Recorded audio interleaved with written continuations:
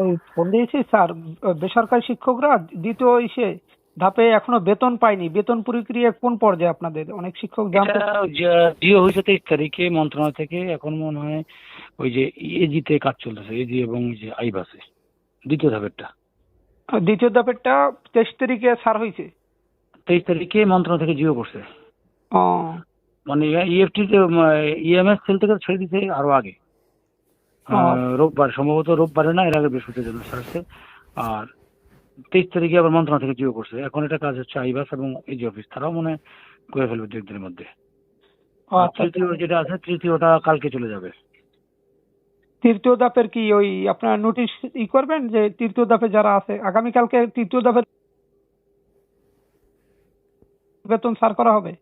বেতন ছাড়বে না, এখান থেকে সব প্রস্তাব নিয়ম তো কয়েকটা ধাপে ধাপে হয়।